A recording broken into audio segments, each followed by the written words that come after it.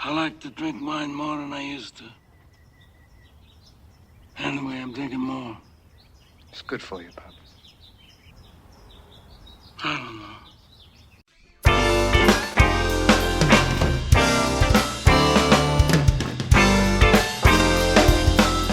Hello, friends. This is the Real Estate, Wine, and More podcast with me, your humble host, Howard Fletcher. I'm a real estate advisor with Engel & Volkers in Tysons. I help people buy and sell residential real estate in Washington, D.C., Maryland, and Virginia, which is better known as the DMV. The purpose of this podcast is to introduce to you some of the people and places that I find most interesting, that I think you'll find very interesting, and what makes this area one of the best places in the world to live. Recently, I visited the 868 Estate Vineyards in Percival, Virginia. Percival is in Loudoun County, which is in Northern Virginia. It's a suburb of Washington, D.C., and it's also home for some of the best wine that's produced in the state of Virginia and the Mid-Atlantic region. I sat down with one of the owners, Carl DeManno, to discuss the history of the 868 estate. Carl is the winemaker here, so we talked about Virginia weather, about wine grapes, the challenges of buying land for a vineyard, of course, the wine, and the wine industry in this part of the country and in this state. Stay tuned. I think you'll really enjoy this episode. I know I really did. It's a two-parter because we had a long conversation. I'll be releasing part 2 in a couple of days. This is going to be released on February 1st. And so you can look for part 2 this Monday, February 4th. Please subscribe, and it'll come up in your feed wherever you get your podcasts, whether that be Apple Podcasts, Google Play, Spotify, Stitcher, or wherever. So with no further ado, here's my conversation with Carl DeManno. This is episode 1, part 1, 868 Estate Vineyard, Engineering 1.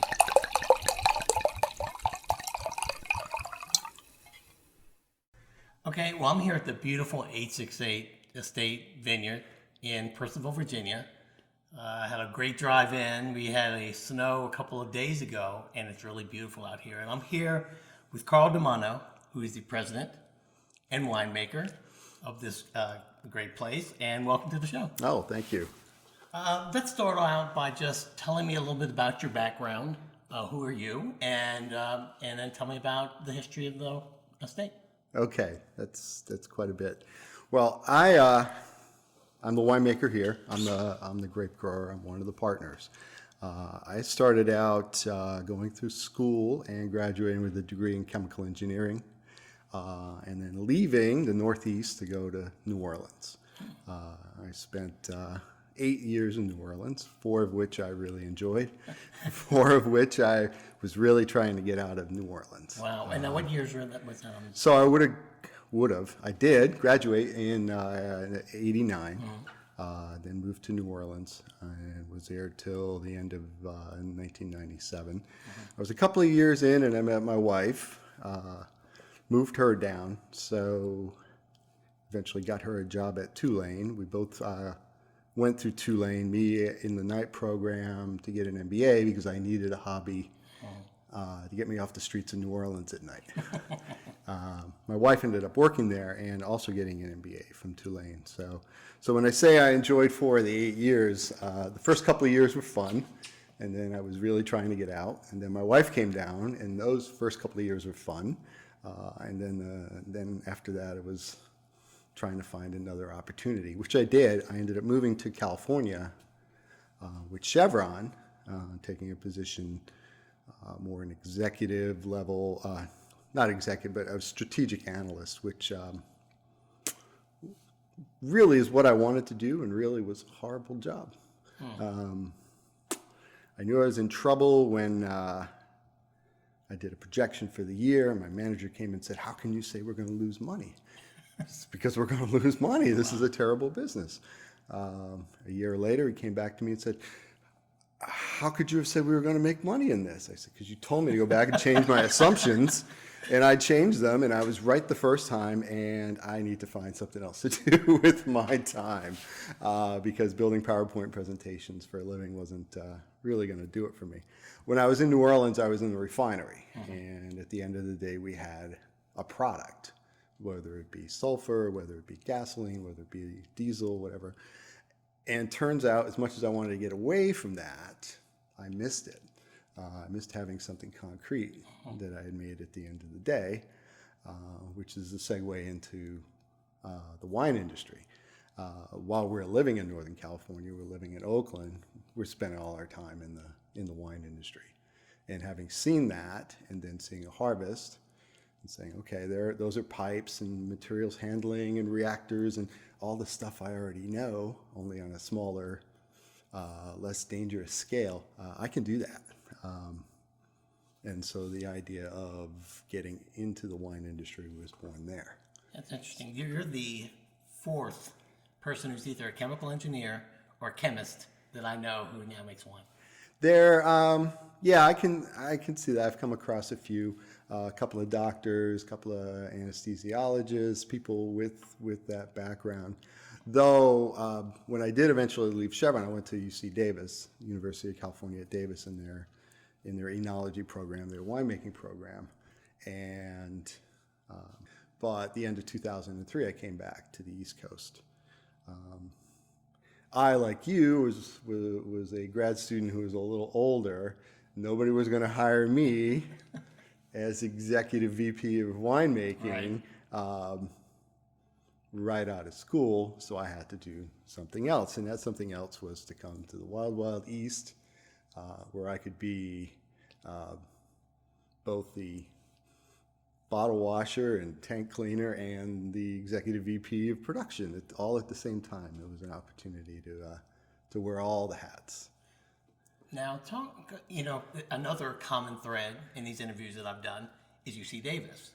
Quite a few, I guess their program is excellent. Quite a few winemakers I know or I've met have gone through that program as well.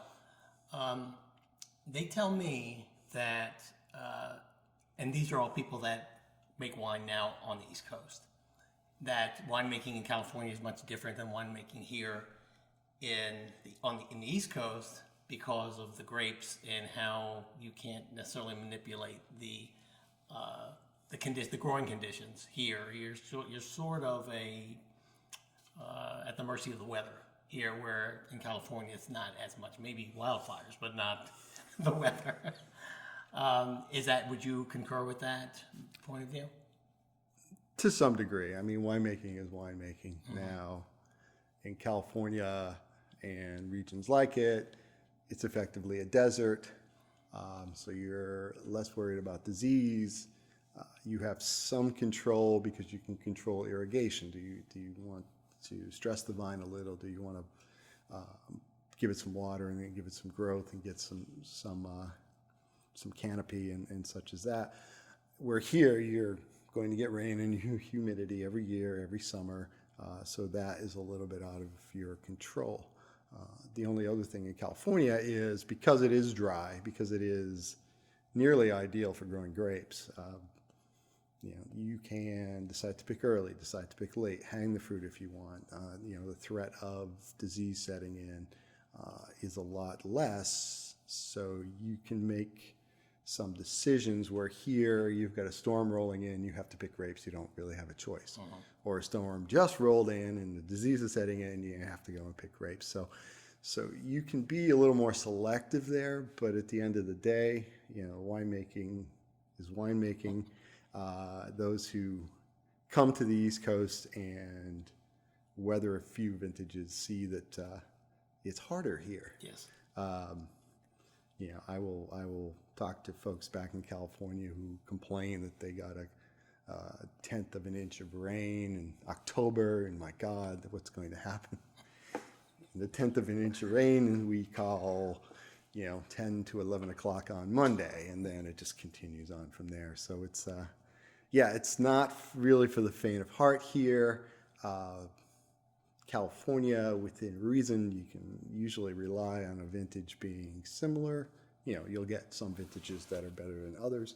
Here on the East Coast, you have true vintage variation, like you would see in some of the regions in France, even more so. 17 was a very nice vintage. 18 was a washout. 2011 was a very challenging vintage where, the next three after that were reasonably good. So, you're going to have some challenges here that you won't see out in California. I saw on your website I guess you opened in 2012? That's right, 2012. Now, is that when you first planted, or is that when you first came to market with? No, actually both. So I met my partners in 2010, the DeLisos and the Sharons. They were actually looking at the old Oasis property. And I had been brought in by the realtor there to kind of advise on the winery as a consultant. Now, just for context, where is that in respect to here? I'm supposed to know where that is. It's probably 35 miles southeast of here, okay. Out of Route 222. So Rappahannock is out in that area, and Namada, and wineries like that. And it was kind of before me coming back to the East Coast, but for a while it was a big deal. It was a place to be. They had concerts. They flew in helicopters. It wasn't the best vineyard site in the world, and I don't know that it was the best wine, but it was quite a big deal. And there's probably an entire podcast story in there. I like talking about buying land. Yeah. So so I met my partners there in 2010, and we scoured Loudoun and Fauquier looking for a property. And it wasn't easy. Yeah. It was, and this is 2010. You're coming off the crash. You would think there'd be wineries for sale, there'd be land for sale, and it was surprisingly little of that. So it took us a while. We actually just to find land that was available, that was being offered for sale. Exactly. Okay. As a matter of fact, Mark Malik, who has a vineyard and is now Maggie Malik's Wine Caves, Yes, I know Mark. is a realtor, and we had asked him at one point to start knocking on doors because what was posted for sale was inadequate. Okay. That didn't turn out, but we had come to this property and we liked it. We liked the topography, and it was originally 90 acres. Wasn't where we are now on Grandale. Grandale's an additional 30 acres we acquired later. So it had nothing on it. It had home sites on it, 14 home sites. And we were putting in an offer and then found out it had an easement on it. Because the previous owner couldn't develop, the market crashed, so he sold the development rights. And so development was not a problem, we didn't care, but it was a restriction on events. So he said, if we go over there, we build a winery, we can't have outdoor events, so we walked away from it. Looked at properties along Route 15, along the Potomac River, and ended up coming back to this one, pulling out the easement and getting in touch with the conservatory and saying, okay, what does this mean we can't have events? One of the other restrictions was you couldn't sell anything. You couldn't have, what if we grow the grapes and sell that? Well, yeah, you can do that. What if we have a building and our events are inside? Well, yeah, you can do that. What if there's a patio and everyone's outside, but they're not? Yeah, I think that'd be, so we're like, okay, maybe we can make this work. Right. So put in an offer and purchased 90 acres in 2011. And met the neighbors. The neighbors were a Grandale Farm restaurant, and thought, okay, food and wine paired together would be great. That's the way you should have wine, and be a unique offering for this area. So met with those folks and put together a plan to merge. And then in February of 2012, we merged with Grandale, which gave us a couple of months to get ready for our May 2012 opening. So this room we're in now, which is 868 Tasting Room, was a classroom that was turned into a dinner theater. After February, we got in here, we built the bar, we put up the racks, finished out the kitchen so you couldn't really see it, and then opened on Mother's Day in 2012. Wow. And so, were there any vines at all on the property when you? No, that was you did ask that. So we did open and we planted right around the same time. We planted vines in April of 2012, and then opened the doors here in May of 2012.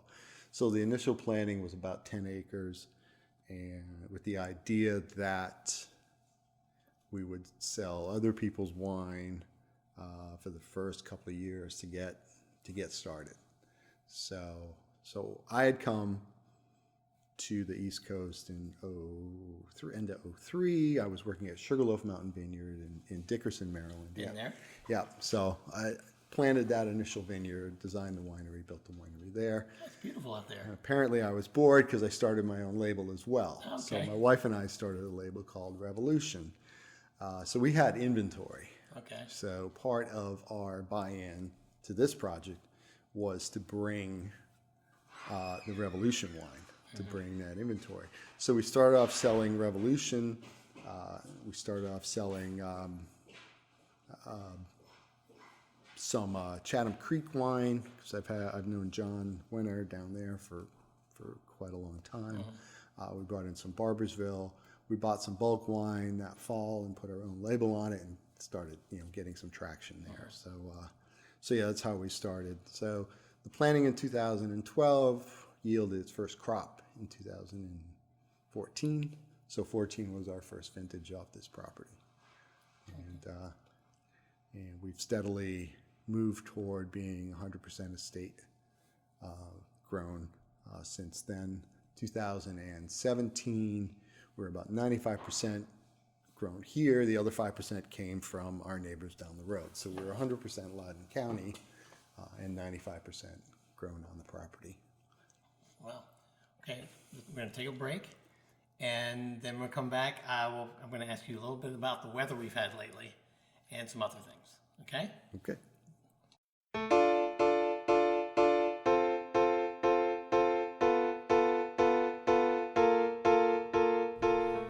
As I said in the beginning of the podcast, I'm a real estate advisor with Engel & Volkers. I've heard it said that if you throw a rock in the DMV, you'll either hit a lawyer, a doctor, a politician, or a realtor. Sometimes you can hit the proverbial two birds with one stone if you have a pretty good arm. I do, but I gave up throwing rocks a long time ago. My point is that there's not a shortage of real estate representation here. That said, when the time comes for you to buy or sell your home or purchase that second or third property, I'd like you to contact me and my colleagues at Engel & Volkers in Tysons, and let me tell you why. Since 1977, Engel & Volkers has been selling some of the world's most exclusive properties throughout Europe, Asia, and North America. As a result, it's become one of the world's strongest brands. Washington, D.C. is a very international city. Many of my past clients come from across the globe, and they've often asked me if there was an Engel & Volkers office here in the DC area because they had used them in transactions back home and they were familiar with the brand, they liked the brand, and they hadn't seen a sign or an office or anything here. And I was relieved to tell them no, since at the time I was with another brokerage. A few years back, Julie Brody, my broker and a pretty awesome person, opened an office here in Tysons and another one in Lansdowne. So I investigated the brand and I learned about the myriad of services they provide their clients, and I knew right then that I needed to bring that level of service to my clients. So I am thrilled to now be part of their team. Listen, the easiest way for you to see the excellence and scope of the real estate services we provide, besides inviting me to your house for an appointment, which I know you want to do, is to download my app. It's free, it's easy, and here's how you do it. Just text EV Howard, that's EVHOWARD, to 844-878-46 844-878-4445. It's also the easiest way to connect with me by text, email, or direct phone. You can do all of that right through the app. Again, that's EV Howard at 844-878-4445. Don't worry if you don't have a steel trap mind, or if you didn't get a chance to write that down. The number and code are going to be in the show notes. Or you could just listen to this awesome podcast again and again. Okay, enough about me. Let's get back to the show.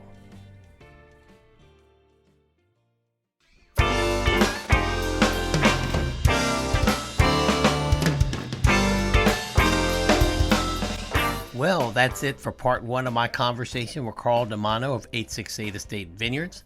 I'll be posting the second half on Monday, February 4th. I hope you tune in. Something that you can do that will help me a whole bunch is to please rate this episode, and if you liked it, please subscribe. Also, let your friends know about it and ask them to give me a listen too. I would very much appreciate it. The Real Estate, Wine, and More podcast is a production of the Fletcher Group Incorporated, made in association with Engel & Volkers, Tysons, and Lansdowne. Music for this episode was supplied by Cadillac Grip. If you're ever in the Boulder or Denver, Colorado area, please go see Cadillac Grip play. Because if you ain't hip to the grip, you just ain't hip. The Real Estate, Wine, and More podcast was written, recorded, engineered, produced, and screwed up by me. I'm Howard Fletcher, your friendly neighborhood real estate advisor with Engel & Volkers. Thank you for listening. See you next time. Bye-bye. You see, you start out with a little bit of oil, and you fry some garlic. Then you throw in some tomatoes, some tomato paste. You fry it, you make sure it doesn't stick. You got it to a boil, you shove in all your sausage and your meatballs. Huh? And a little bit of wine. And that's my trick. I got more important things for you to do. How's Paulie? Oh, Paulie, won't see him no more.